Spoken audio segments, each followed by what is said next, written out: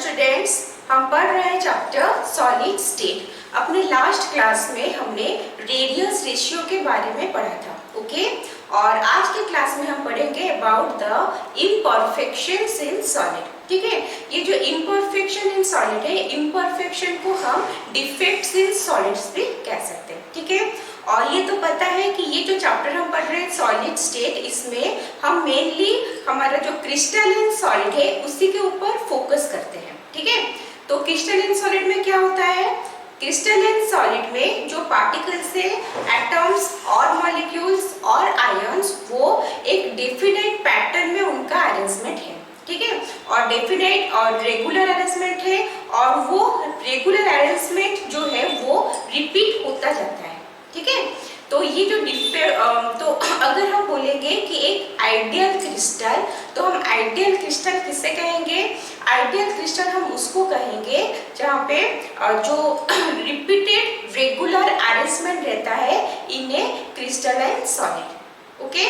वो हो गया हमारा क्या आइडियल क्रिस्टल। लेकिन अगर उस कोई भी क्रिस्टल में ये जो रिपीट हो रहा है, जो रेगुलर अरेंजमेंट, उसमें कुछ डेविएशंस आ रहे हैं, तो उसको हम बोलते हैं इम्परफेक्शंस इन सॉलिड, ठीक है। तो यहाँ पहले लिख लेते हैं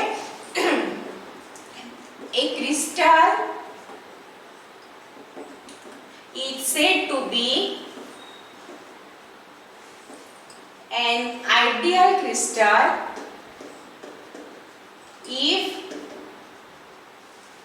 the particles are present in a repeated regular arrangement, okay. ये हो गया हमारा आइडियल क्रिस्टल या फिर आइडियल क्रिस्टलाइन सॉलिड हम किसे कहते हैं, ठीक है। नेक्स्ट हम लिख लेंगे कि definition for imperfection in solid, okay. लिखो, if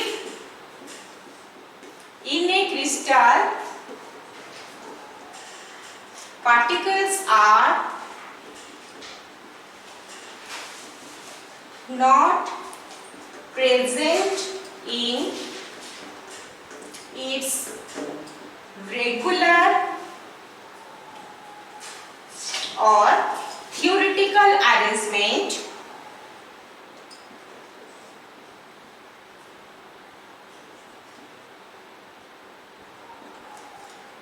or shows deviation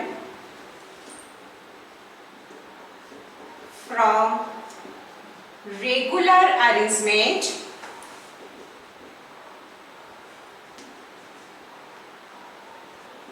then it is called imperfection or defects in crystal, ठीक है। आए समझ में क्या है हमारा आइडियल क्रिस्टल, क्या है हमारा इम्परफेक्शंस और डिफेक्ट इन क्रिस्टल, ठीक है। तो ये आइडियल क्रिस्टल को हम इस तरह भी डिफाइन कर सकते हैं कि अगर कोई क्रिस्टलाइन सब्सटेंस है जो एब्सोल्यूट जीरो टेम्परेचर में उसका एंट्रोपी जीरो है, तो हम उसे आइडियल क्रिस्टल बोल सकते हैं, ठीक है। एंट्रोपी मतलब, एंट्रोपी पता है, रैंडमनेस ऑफ द सिस्टम होता है। अगर कोई भी क्रिस्टलाइन सॉलिड का एट एब्सोल्यूट जीरो टेम्परेचर मतलब 0 डिग्री केल्विन में उसका रैंडमनेस और एंट्रोपी जो है वो जीरो हो जाता है, तो उसको हम बोलते हैं आइडियल सॉल्यूशन, ठीक है। आया समझ में? लिख लिया इसे, तो मिटाते हैं अभी। नेक्स्ट है ये जो इम्परफेक्शन इन सॉलिड्स है, उसका हम अभी क्लासिफिकेशन करेंगे, ठीक है।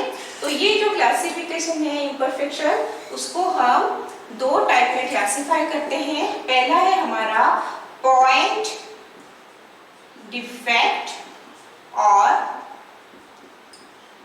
imperfections due to atom, ठीक है।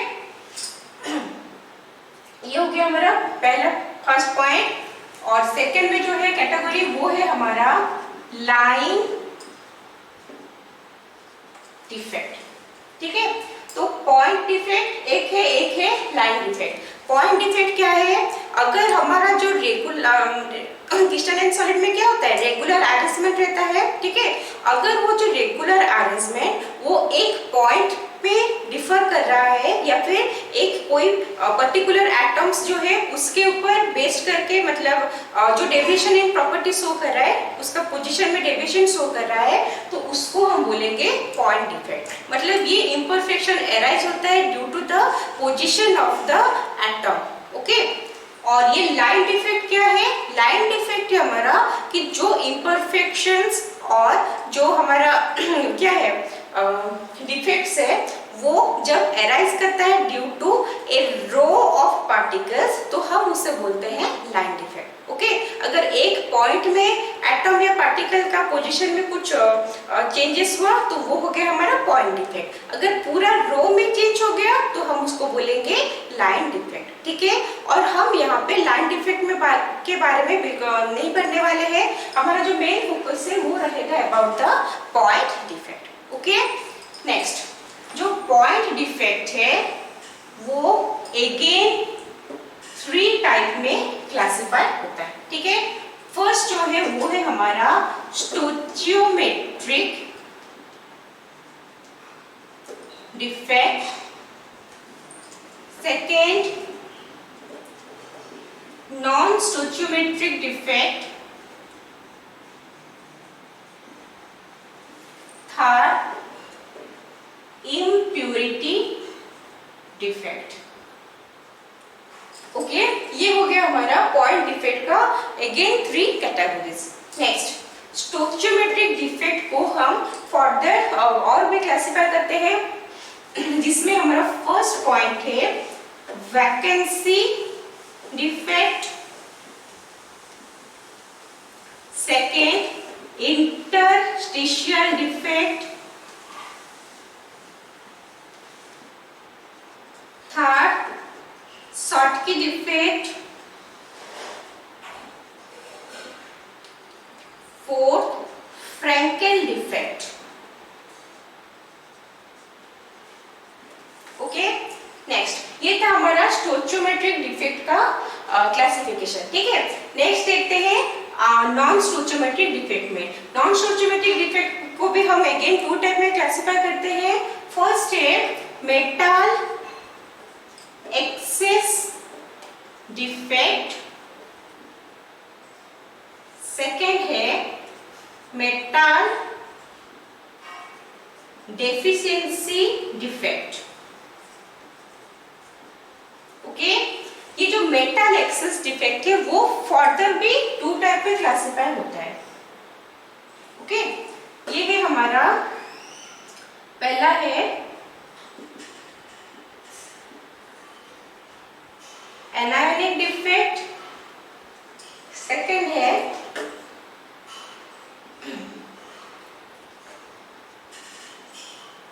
Interstitial cations. ओके, ये हो गया हमारा मेटल एक्सेस डिफेक्ट का 2 कैटेगरीज। जो हमारा लास्ट यहाँ पे इम्प्यूरिटी डिफेक्ट, वो उसका फर्दर क्लासिफिकेशन नहीं है, वो एज सच ही यहाँ पे है। ओके, आया समझ लें कैसे क्या क्लासिफाई हो रहा है, इसको लिख लो, फिर 1 बाय 1 एक को हम पढ़ेंगे। ठीक है,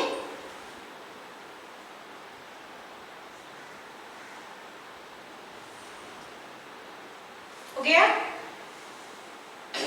ये एनायनिक डिफेक्ट और एनायन वैकेंसी।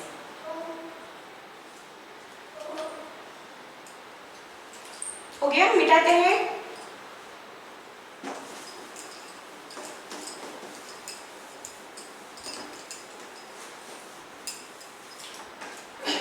तो फर्स्ट हम लिखेंगे about the point defect. This is the defect which arises due to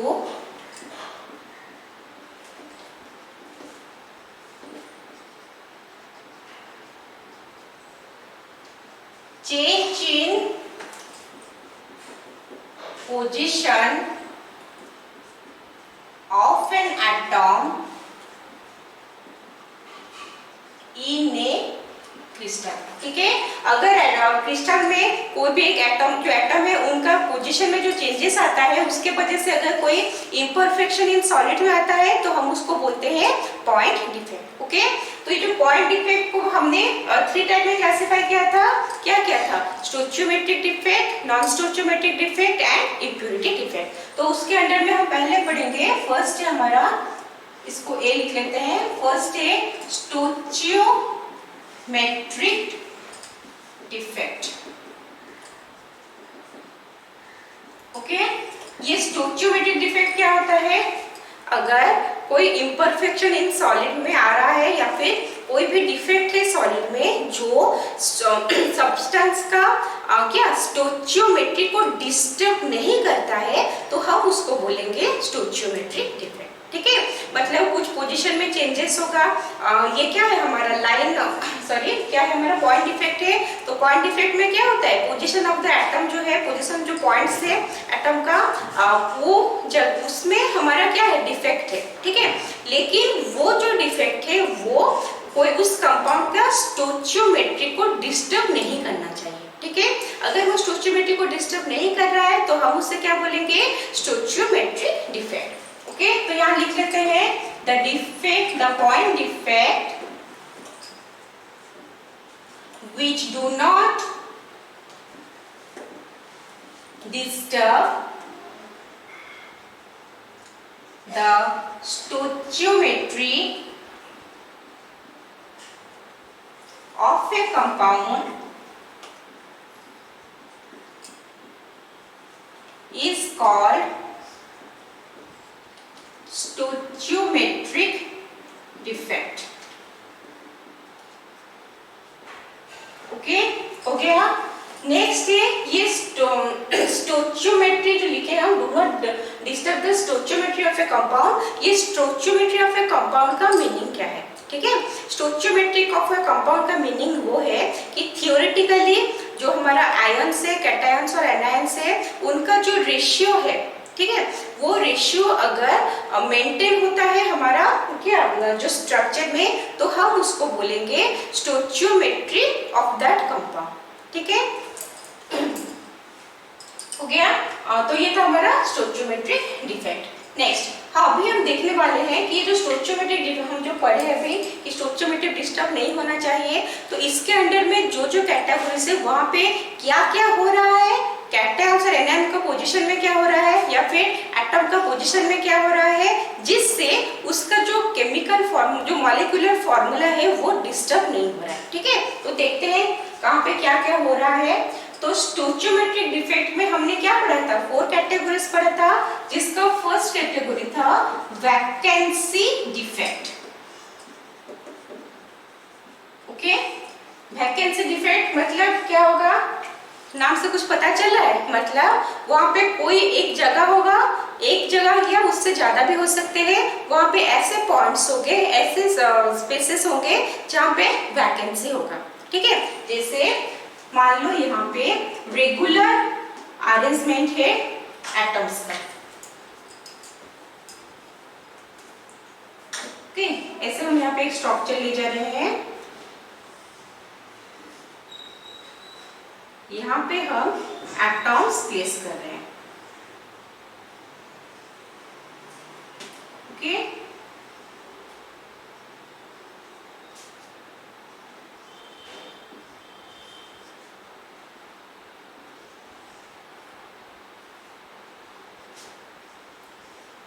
तो यहाँ पे हमने जो एटम्स को क्लोजली पैक होके था, ठीक है, देखो यहाँ पे पैक होके है, लेकिन ये जगह जो दिख रहा है, यहाँ पे दिख रहा है ना, ये वाले पॉइंट पे एटम नहीं है, ठीक है। ये सब हो गया हमारा एटम्स प्रेजेंट है,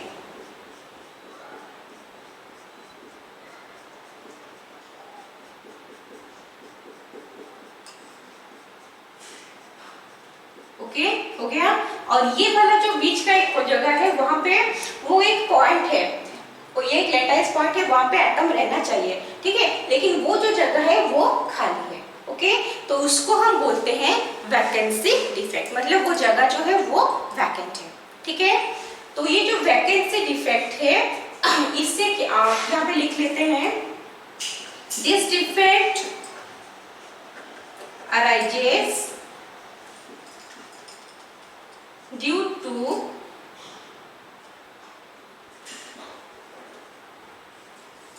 presence of hole in a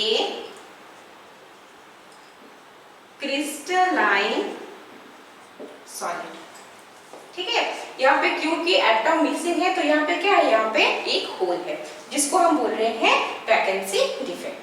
next चीज है कि ये जो वैकेंसी डिफेक्ट है वो किस टाइप में, किस कैटेगरी ऑफ सॉलिड में ये हमें मिलता है। ठीक है, ये जो वैकेंसी डिफेक्ट है वो हमें आयोनिक सॉलिड्स में नहीं मिलता, वो हमें मिलता है इन नॉन आयोनिक सॉलिड। यहाँ पे लिख लेते हैं, found in case of non ionic solids. ठीक है, ऐसा क्यों होता है कि हमें ये आयोनिक सॉलिड्स में नहीं मिलता है लेकिन नॉन आयोनिक सॉलिड्स में मिलता है। देखो यहाँ पे क्या होगा, जो एटम है, मतलब हम यहाँ पे पार्टिकल्स बोल सकते हैं, जो पार्टिकल्स है वो पार्टिकल मिसिंग है। ठीक है, उस लैटिस के अंदर वो पार्टिकल नहीं है। तो अगर यहाँ पे पार्टिकल नहीं है इसका मतलब क्या हुआ, कुछ मास से जो यहाँ पे चला गया है। ओके, लेकिन अगर ये आयोनिक सॉलिड होता, नॉन आयोनिक सॉलिड में जो कॉन्स्टिट्यूएंट पार्टिकल्स है वो हमारा एटम्स होते हैं ना, लेकिन अगर आयोनिक सॉलिड होता तो उसमें क्या रहते हैं, आयन्स रहते हैं। अगर कोई भी एक आयन मिस हो जाता उसमें, उससे क्या होता, इलेक्ट्रिकल न्यूट्रलिटी मेंटेन नहीं हो पाता। ओके, तो हमारा जितना number of cations, number of anions का जो रेशियो है वो डिस्टर्ब हो जाता और इलेक्ट्रिकल न्यूट्रलिटी मेंटेन नहीं होता। तो ये टाइप ऑफ डिफेक्ट जो है वो हमें नॉन आयोनिक सॉलिड के केस में मिलता है। ठीक है, नेक्स्ट है डेंसिटी। यहाँ पे जो एटम रहना चाहिए वो एटम ही मिसिंग है, पूरा लैटिस में वो एटम ही मिसिंग है। इससे क्या होगा, इससे जो डेंसिटी है वो हमारा डिक्रीज करेगा। ठीक है, density of the crystal decreases. Okay, हो गया। तो ये था हमारा वैकेंसी डिफेक्ट। चलो इसको लिख लो।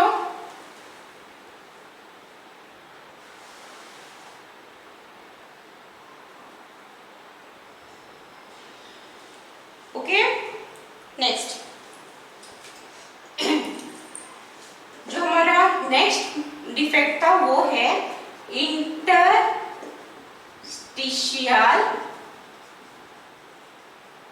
डिफेक्ट्स।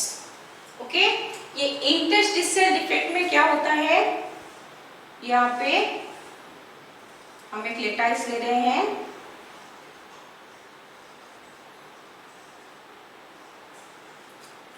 अभी उसमें हमने एटम्स प्लेस कर लिया।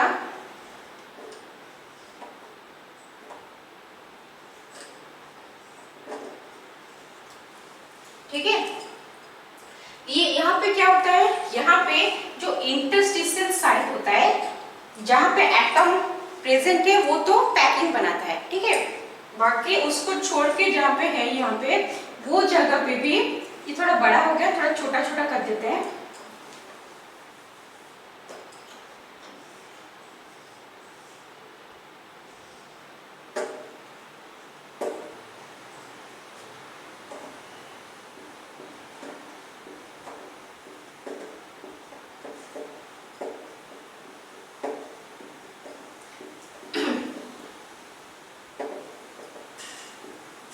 तो यहाँ पे इंटरस्टिशियल स्पेसेस में कोई कोई एटम आके रह जाता है। ठीक है, कोई कोई पार्टिकल्स आके रह जाता है। यहाँ पे लिख लेते हैं, particles present in interstitial sites. Okay, vacancy defect में क्या हो रहा था, वैकेंसी डिफेक्ट में यहाँ पे particles are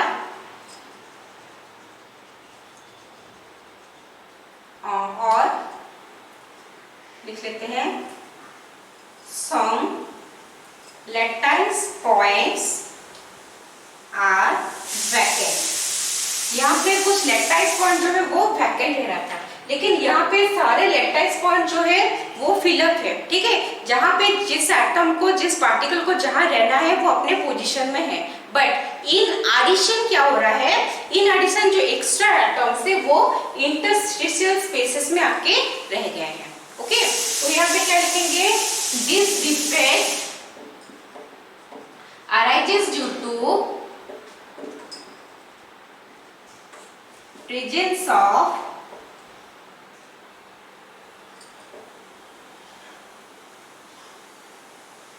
arises as some particles occupy interstitial spaces।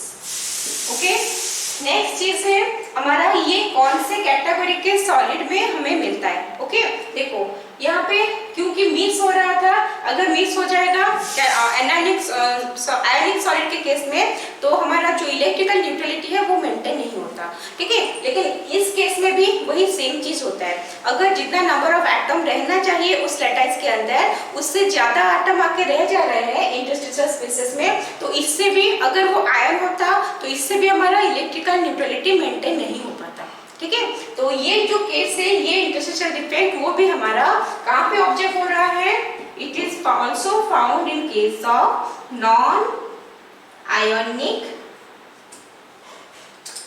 Solids. Okay, next चीज है क्या, density of the crystal. Vacancy defect में यहाँ पे डेंसिटी ऑफ द क्रिस्टल क्या हो रहा था, डिक्रीज हो रहा था, ठीक है। क्यों डिक्रीज हो रहा था, क्योंकि यहाँ पे जो पार्टिकल्स रहना था वो मिस है, ओके, तो डेंसिटी डिक्रीज हो रहा था। यहाँ पे जितना पार्टिकल रहना था वो रह चुके हैं, और ये जो पार्टिकल्स है वो क्या हो रहे हैं, मतलब एक्स्ट्रा में है, ओके, इन एक्सेस अमाउंट में है। तो इस केस में जो डेंसिटी है वो हमारा क्या होगा, इंक्रीज होगा। Density of the crystal increases. Okay, आया समझ में क्या है वैकेंसी डिफेक्ट और इंटरस्टिशियल डिफेक्ट। चलो लिख लो इसको।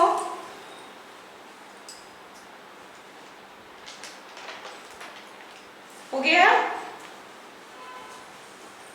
मिटाते हैं।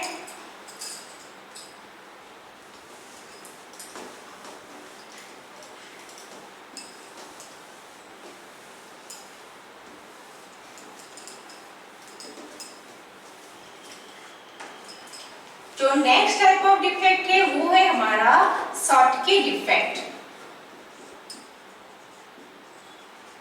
ओके, जर्मन साइंटिस्ट थे शॉटकी, उन्होंने 1930 में ये टाइप ऑफ डिफेक्ट जो है वो सॉलिड के केस में ऑब्जर्व किया था। ओके, इस टाइप ऑफ डिफेक्ट में क्या होता है, यहाँ पे इक्वल नंबर ऑफ कैटायंस और एनायंस जो है वो मिसिंग होते हैं from in A given lattice, ठीक है।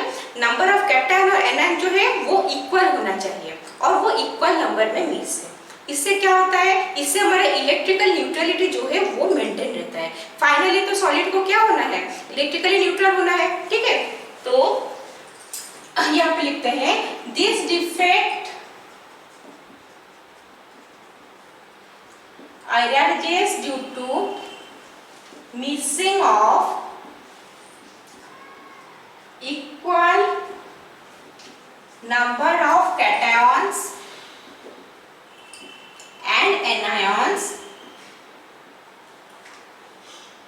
from a crystal lattice, ठीक है। अभी ड्रॉ करके समझने की कोशिश करते हैं।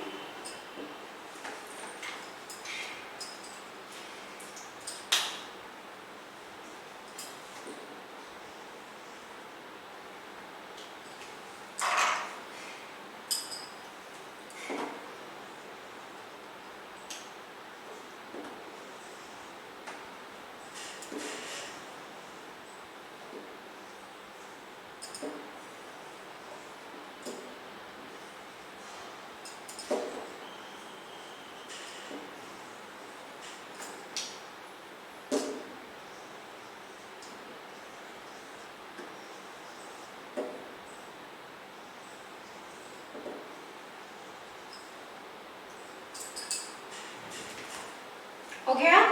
ये जो ब्लैक डॉट्स है उससे हम कैटायंस मानते हैं, ठीक है।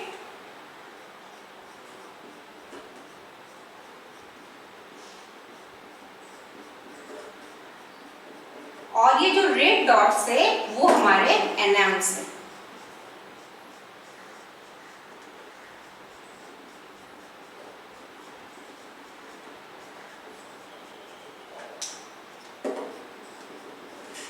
हो गया। तो यहाँ पे कोई भी सॉलिड में क्या होना चाहिए, कोई भी सॉलिड में नंबर ऑफ कैटायंस और नंबर ऑफ एनायंस जो है वो सेम होना चाहिए।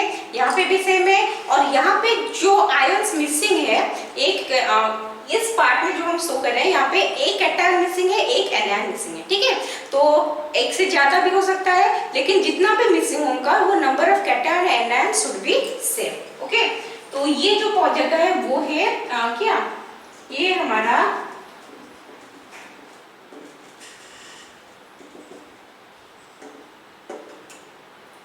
होल ड्यू टू कैटायन, क्योंकि यहाँ से कैटायन मिसिंग है तो इस जगह पे होल है। ओके, और यहाँ पे क्या है, एनायन मिसिंग है, so hole due to anion. तो ये होता है हमारा सॉर्ट की डिफेक्ट। ओके, समझ में आया? जैसे रेगुलर अरेंजमेंट होना है वैसा रहेगा। यहाँ से कैटायन मिस हुआ है, यहाँ पे से एनायन मिस हुआ है, ठीक है। तो ये जो सॉर्ट की डिफेक्ट है ये कौन से कंडीशन में होता है, ठीक है। ये लिख यहाँ पे उसका कंडीशन लिखेंगे, कौन से कंडीशन में होता है, ठीक है। इसका जो फर्स्ट कंडीशन है वो होता है हमारा ये होता है in case of highly strongly लिखते हैं, strongly ionic compounds having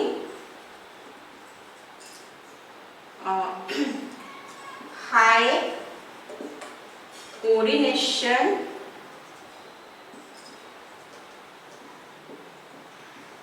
number. Okay, ये कौन से केस में होता है, जिस केस में मतलब कि एक स्ट्रॉन्गली आयनिक कंपाउंड होना चाहिए जिसमें कोऑर्डिनेशन नंबर जो है वो हाई रहेगा, ठीक है। कोऑर्डिनेशन नंबर हाई रहेगा का मतलब क्या है, हम लास्ट के 1-2 क्लास में भी पढ़े हुए हैं। एक फिक्स नंबर ऑफ मतलब एक एनायन है, उसको सराउंड करके एक फिक्स नंबर ऑफ कैटायंस रहता है, ठीक है। उसी तरह एक कैटायन को सराउंड करके फिक्स नंबर ऑफ एनायंस रहता है। तो एक एनायन को जितने नंबर ऑफ कैटायन ने सराउंड करके रखा है उसको हम बोलेंगे कोऑर्डिनेशन नंबर ऑफ एनायंस, ठीक है। और जो कैटायन को जितना नंबर ऑफ एनायंस ने सराउंड करके रखा है उसको हम बोलेंगे coordination number of that anion cation, ठीक है। ऐसे समझ में, तो जितना जो सराउंड होके है वो है उसका कोऑर्डिनेशन नंबर। तो ये जो डिफेक्ट है इसके लिए हमें क्या चाहिए, अगर कोई कंपाउंड में जो कोई भी आयन का कोऑर्डिनेशन नंबर बहुत हाई है, इन दैट केस क्या होगा, वो सॉर्ट की डिफेक्ट शो कर सकता है। अगर कोऑर्डिनेशन नंबर कम हो गया उस केस में ये शो नहीं करेगा, ठीक है। ये हो गया हमारा फर्स्ट पॉइंट। सेकेंड पॉइंट है द कैटायन एंड एनायन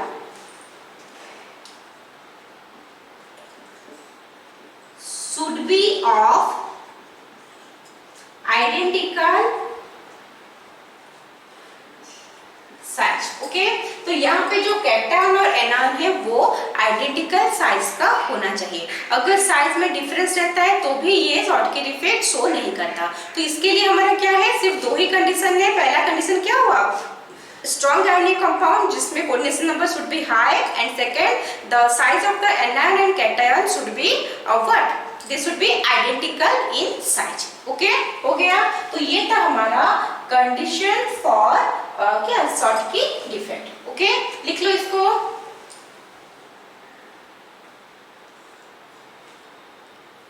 हो गया। नेक्स्ट है हमारा कॉन्सिक्वेंसेस, लिख लेते हैं कॉन्सिक्वेंसेस ऑफ सॉर्ट की डिफेक्ट। मतलब ये जो डिफेक्ट है इसके वजह से क्या होता है, क्या क्या चेंजेस आता है। तो पहला चेंज हम देखेंगे डेंसिटी पे। ओके, यहाँ पे क्या होता है, जो कैटायन या फिर जो एनायन मिसिंग है और वो पूरा मिसिंग है, ठीक है, पूरा मिसिंग है मतलब वो टोटली लैक्टाइस में प्रेजेंट ही नहीं है, टोटली लैक्टाइस से ही वो एब्सेंट है। अगर कोई भी मास एब्सेंट रहता है तो उस केस में डेंसिटी क्या होता है, डेंसिटी डिक्रीज होता है, ठीक है, क्यों, क्योंकि यहाँ पे जो आयंस है दे आर मिसिंग, ठीक है। नेक्स्ट है हमारा स्टेबिलिटी। देखो अगर हम पढ़े हुए हैं, जो पैकिंग पढ़ रहे थे, अगर अरेंजमेंट जो है वो प्रॉपर है, उस केस में क्या होता है, प्रॉपर अरेंजमेंट होने से स्टेबिलिटी ऑफ द लैक्टाइस जो है वो इंक्रीज करता है, ठीक है। लेकिन यहाँ पे अरेंजमेंट जो है वो तो प्रॉपरली है नहीं, आयंस जो है वो मिसिंग है लैक्टाइस पॉइंट्स, लैक्टाइस से, इससे क्या होता है, इससे जो स्टेबिलिटी है वो स्टेबिलिटी डिक्रीज करता है। ओके, आया समझ में क्या हो रहा है। नेक्स्ट चीज है हमारा इलेक्ट्रिकल कंडक्टिविटी। जो इलेक्ट्रिकल कंडक्टिविटी है वो इंक्रीज करता है, ठीक है। कैसे इंक्रीज करता है, देखो यहाँ पे देखिए ये जगह क्या है, ये जगह खाली है, ठीक है। तो जब हमें मतलब क्या मूव करेगा, जब आयन कैसे मूव करता है, ये जगह जो खाली है यहाँ पे इसके साइड वाला आयन आ सकते हैं, ये आ सकता है, ये आ सकता है, कोई भी आ सकता है। जब उसका साइड वाला आयन चला गया तो वो जगह खाली हो गया, अब उस प्लेस को कोई दूसरा आयन आके ऑक्युपाई करेगा, ठीक है। अब जो वो दूसरा आयन आया था उसका जगह खाली हो गया, उसको और कोई आयन रख के उसका प्लेस ऑक्युपाई करेगा। इससे क्या होता है, इसमें पूरा जो holes, due to presence of this holes, वो मूवमेंट होता रहता है, ठीक है। ये जो मूवमेंट होता रहता है इसके वजह से हमारा जो इलेक्ट्रिकल कंडक्टिविटी है वो इंक्रीज होता है। आया समझ में। अच्छा, यहाँ पे हम और एक पॉइंट लिख सकते हैं, मतलब यहाँ इस जगह पे a pair of holes is formed. मतलब कोई भी अगर आयन जो है या एटम जो है, पार्टिकल वो मिसिंग रहता है तो उस जगह पे होल्स रहते हैं, ठीक है। तो यहाँ पे equal number of cation and anion missing है तो हमें पेयर ऑफ होल्स मिलते हैं, ठीक है। आया समझ में ये वाला सब कुछ। चलो इसको लिख लो,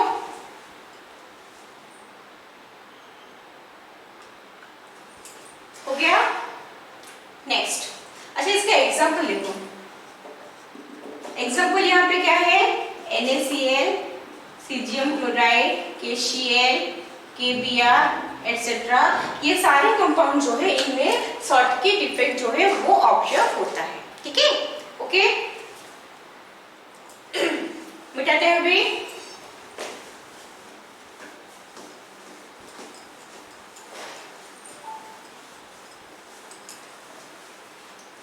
नेक्स्ट, हमारा जो नेक्स्ट इफेक्ट है वो है फ्रैंकेल डिफेक्ट। लिख लो हेडिंग, फ्रैंकेल डिफेक्ट।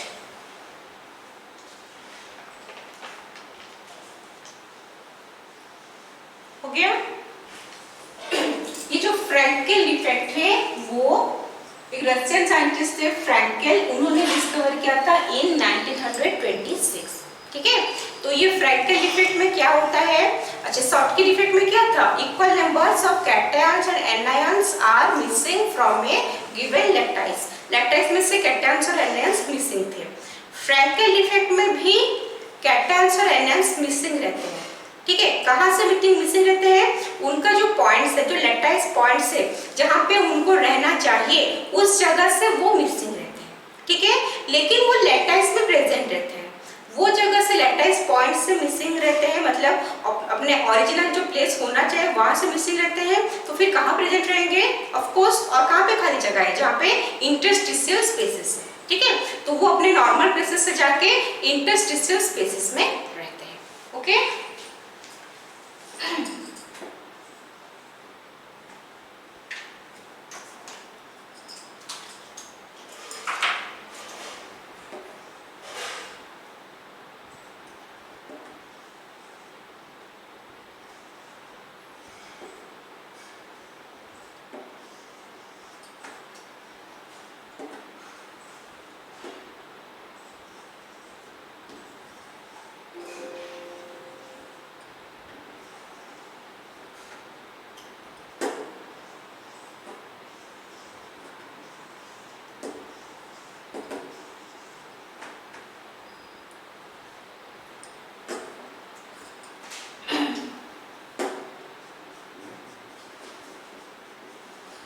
यहाँ पे जो भी हमने ब्लैक स्फीयर्स ड्रॉ किए हैं वो है हमारा कैटायंस, ठीक है, और जो रेड स्फीयर्स है वो है हमारा एनायंस।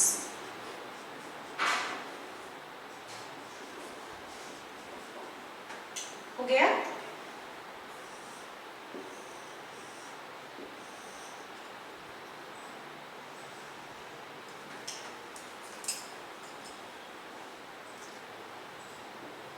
तो यहाँ पे दिख रहा है कि कैटायंस और एनायंस जो है वो उनका एक रेगुलर अरेंजमेंट है, लेकिन यहाँ से जो कैटायन है वो भी इस प्लेस से मिसिंग है, वो आके कहीं इस जगह पे रह गया है, ठीक है। और एनायन जो है वो अपने इस ओरिजिनल प्लेस से मिसिंग है, वो जाके कहीं मान लो इधर कहीं पे वो आके है, ठीक है। तो ये हो गया हमारा, ये है इंटरस्टिशियल एनायन, ये है इंटरस्टिशियल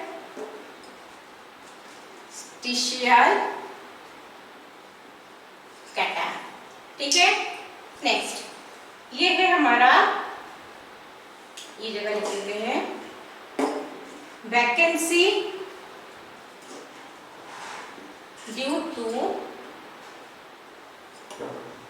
absence of cation, और ये जो जगह है वो क्या है हमारा वैकेंसी, और you can say hole due to absence of anions, ठीक है।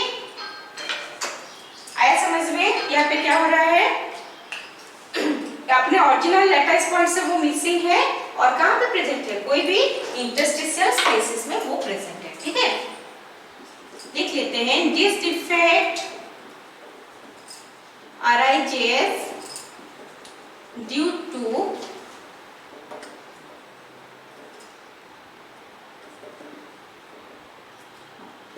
मिसिंग ऑफ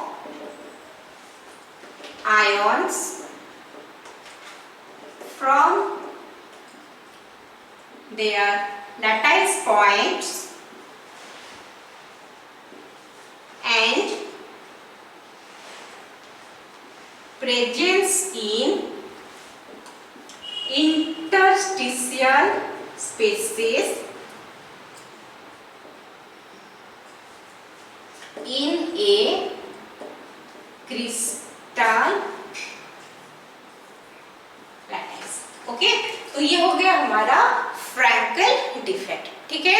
नेक्स्ट हम पढ़ने वाले हैं क्या, कंडीशंस फॉर फ्रैंकल डिफेक्ट, जिससे हम कंडीशन फॉर शॉर्टकी डिफेक्ट में क्या पढ़ते हैं, फर्स्ट पॉइंट हमारा था कि वहां पे जो कोऑर्डिनेशन है इट शुड बी हाई, यहाँ पे उसका ऑपोजिट है, कोऑर्डिनेशन नंबर शुड बी लो। अगर यहाँ पे कोऑर्डिनेशन नंबर हाई है रहेगा तो ये नहीं रहेगा, ठीक है। नेक्स्ट पॉइंट है, वहाँ पे नेक्स्ट पॉइंट क्या था शॉर्टकी डिफेक्ट में, कि जो हमारा आयंस है उनका जो साइज है वो क्या रहना चाहिए, वो हम उनका आइडेंटिकल रहना चाहिए, ठीक है। यहाँ पे आइडेंटिकल नहीं होता, यहाँ पे साइज में डिफरेंस रहता है, okay. There is a difference in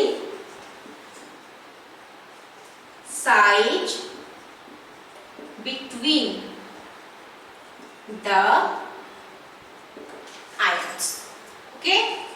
next ये था कंडीशंस। नेक्स्ट है कॉन्सिक्वेंसेस।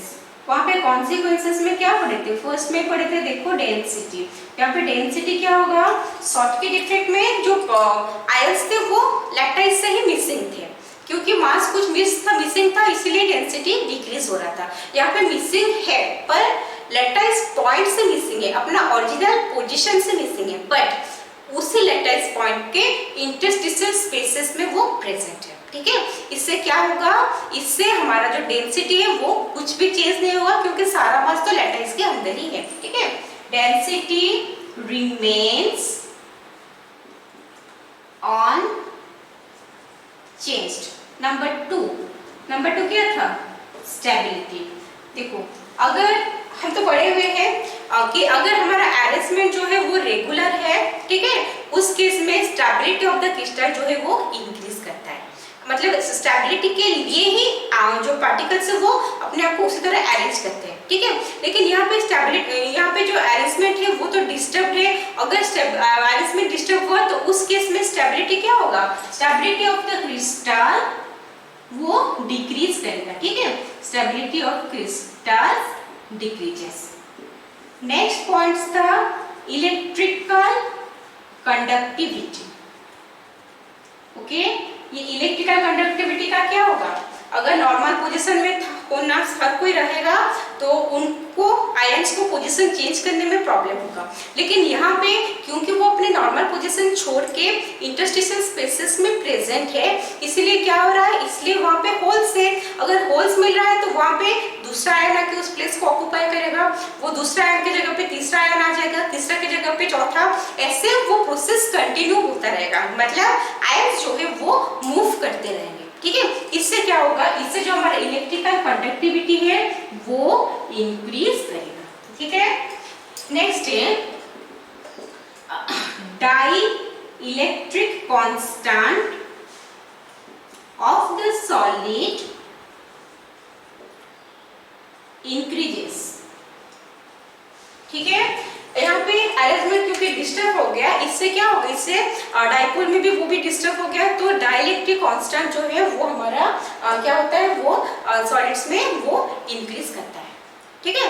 तो ये हो गया हमारा क्या फ्रैक्टल डिफेक्ट। नेक्स्ट है क्या एग्जांपल। एग्जांपल में zinc sulphide ZnS, AgCl, AgBr, AgI, silver का क्लोराइड, ब्रोमाइड आयोडाइड सब एटसेट्रा, ये सब हमारे फ्रैक्टल डिफेक्ट शो करते हैं, ठीक है। आए समझ में, चलो लिख लो इसको।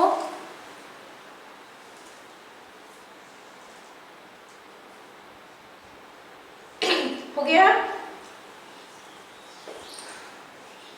मिटाते हैं अभी।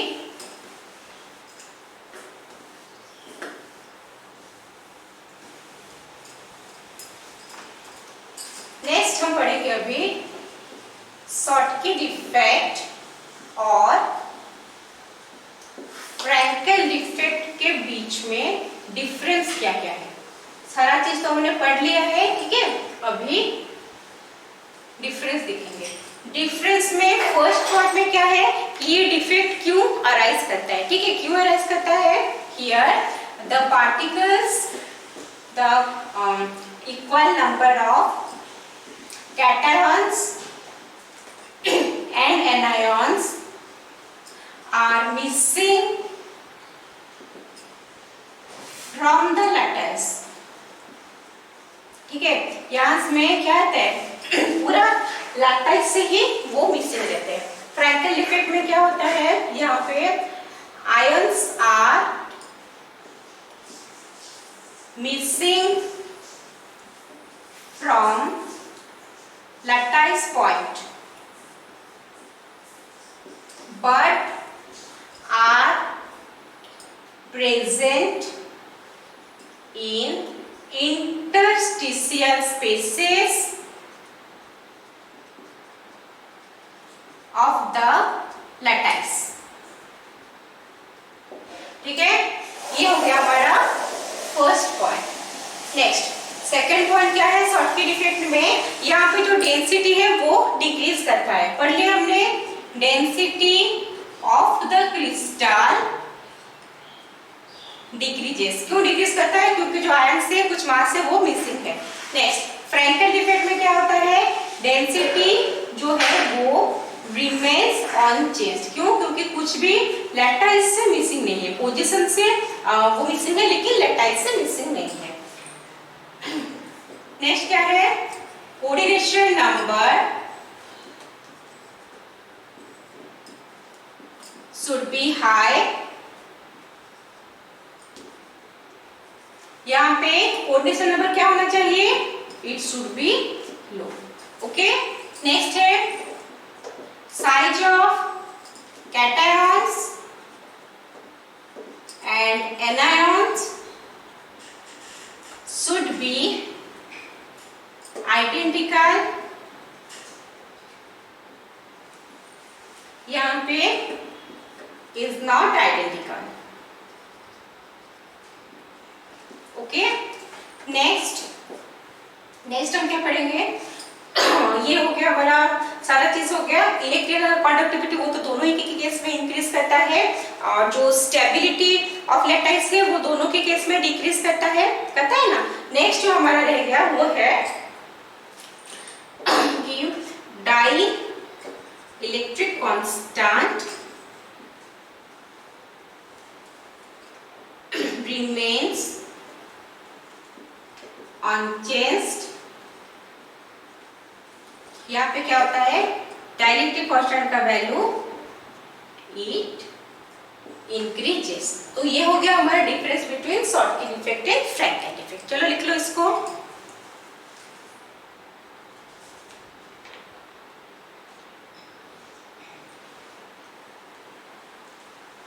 हो गया। नेक्स्ट है, अगर हम चाहेंगे कि जो शॉटकी डिफेक्ट है और फ्रैंकल डिफेक्ट है उसका नंबर फाइंड आउट करने के लिए, तो हम उससे भी फाइंड आउट कर सकते हैं। ठीक है, तो यहाँ पे जो फाइंड आउट करने के लिए जो फॉर्मूला है वो है small n equal to capital N into e to the power minus k by 2 minus k by 2t। ठीक है, minus e by 2kt।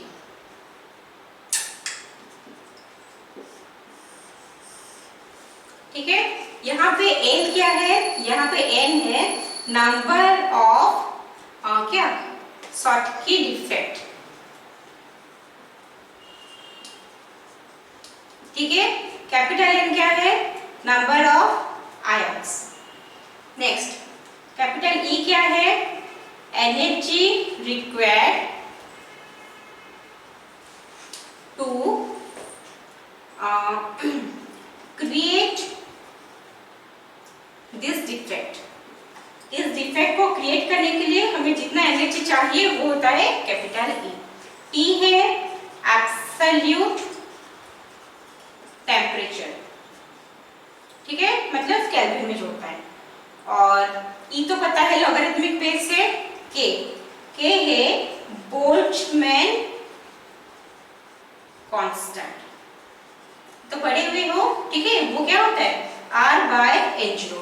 R है हमारा गैस कांस्टेंट, H0 होता है एवोगाड्रोस नंबर। ठीक है, ये है find out the number of Schottky defect. ठीक है, next to find out the number of Frenkel defect. ठीक है, कैसे मिलेगा? वो जो फॉर्मूला है वो है n equal to n into e to the power n into ni e to the power minus e by 2kt। ठीक है, बाकी का जो है वो तो सेम है। n क्या होगा? ये हो गया हमारा number of Frenkel defect. Next n है number of ions, Ni number of ions in number of interstitial spaces, number of interstitial spaces. ठीक है, बाकी E तो है हो गया, K भी तो पता है बोल्ट्जमैन कांस्टेंट। T हो गया हमारा क्या टेम्परेचर इन केल्विन। ठीक है, तो ये फॉर्मूला से हम नंबर ऑफ शॉटकी डिफेक्ट और फ्रैंकल डिफेक्ट जो है वो कैलकुलेट कर सकते हैं। ठीक है, चलो लिख लो इसको।